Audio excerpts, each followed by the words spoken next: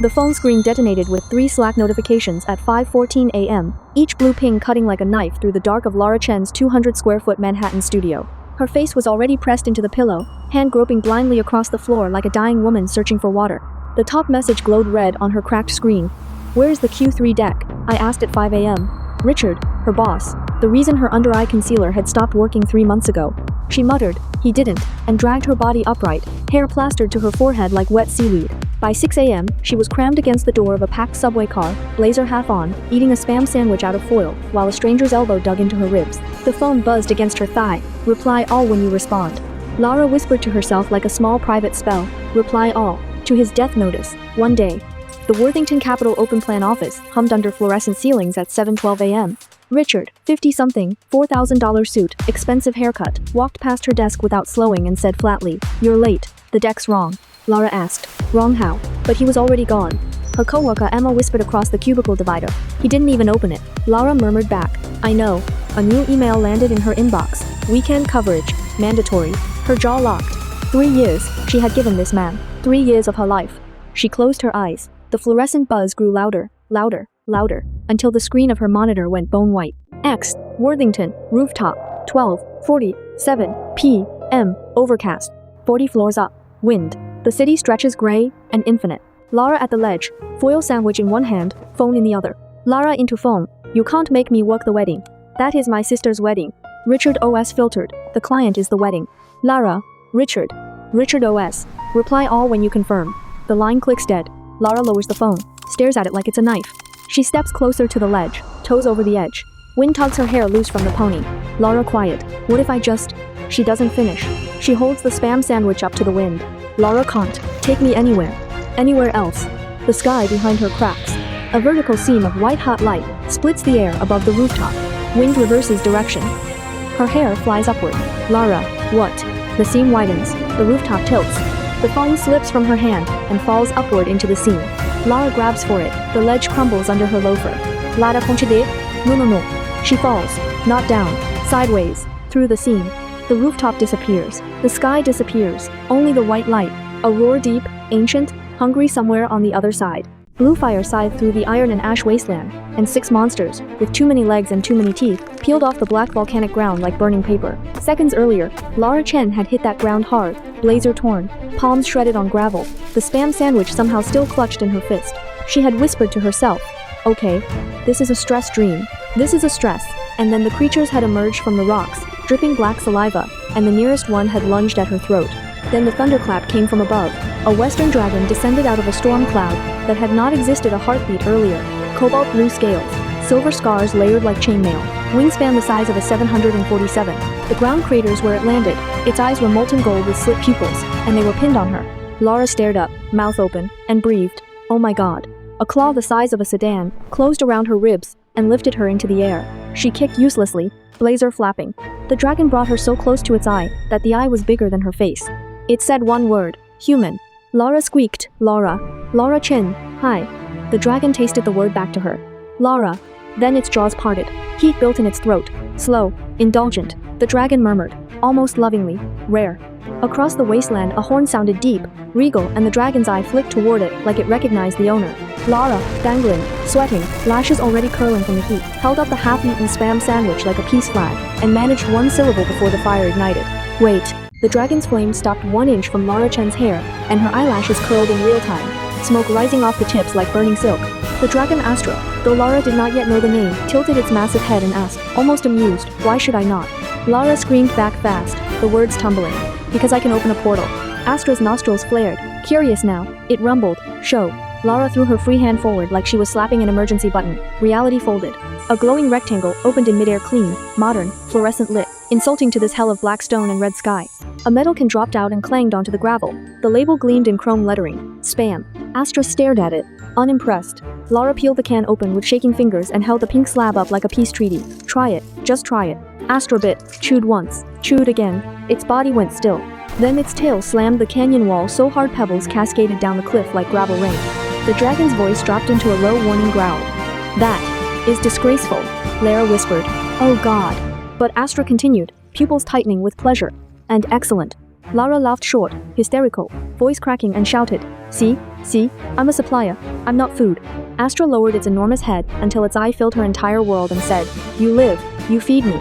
Lara, breath shaking, managed, deal. But you protect me. Astra's mouth curled at the corner. Agreed. The horn sounded again, closer. Astra murmured a name into the wind like a warning. A Demon King scout. A boar creature the size of a UPS truck erupted straight out of the volcanic earth, plated in black bark hide, tusks like ivory spears, bellowing loud enough to crack stone walls. Lara Chen stared down from the ridge at the bulging soil, and choked out, We are not hunting that. Astra had dragged her here by the back of her blazer minutes earlier and set her down at the cliff edge, snout pointed into the valley. The dragon had said simply, That is meat.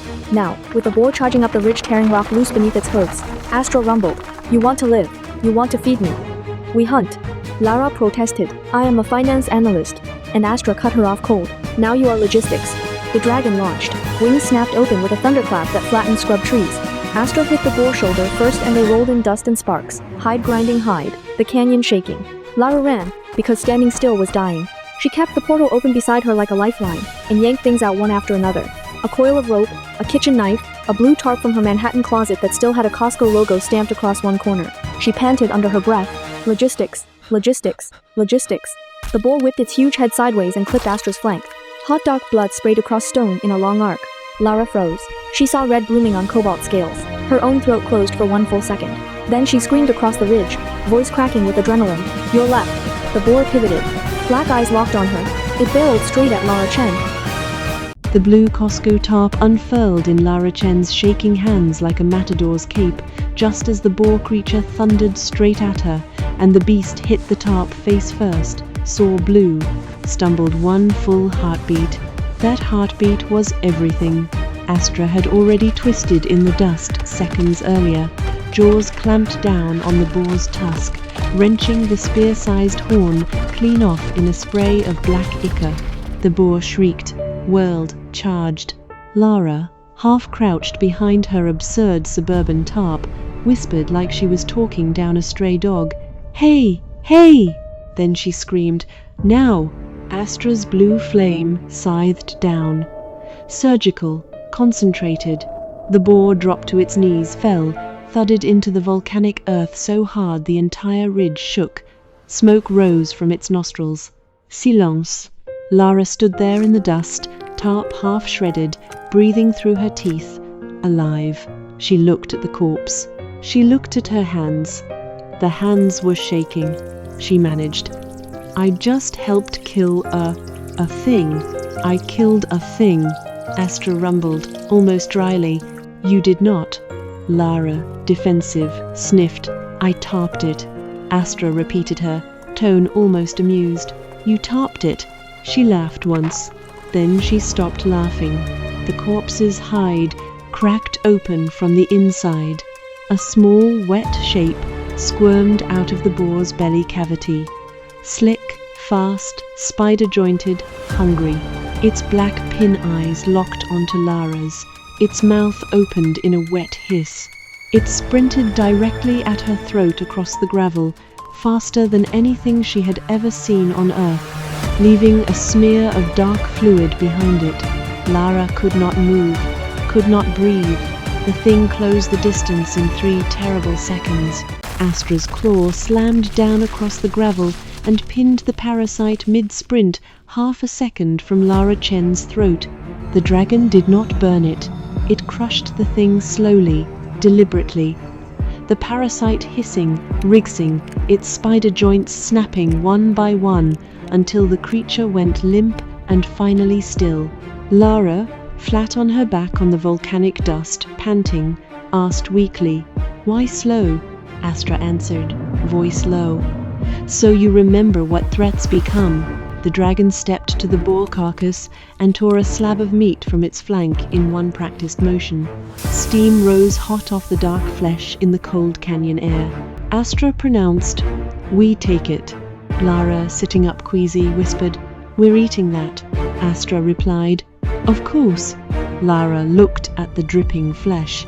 She looked at the portal still hanging in the air beside her. She looked at the small silver chain her grandmother had given her, now flecked with parasite ichor at her throat. She drew in a long, shaking breath and said, I can cook it. I can make it, not horrible. Astra said simply, cook, do not waste. Lara nodded too fast. Okay, camp, prep, I can do this.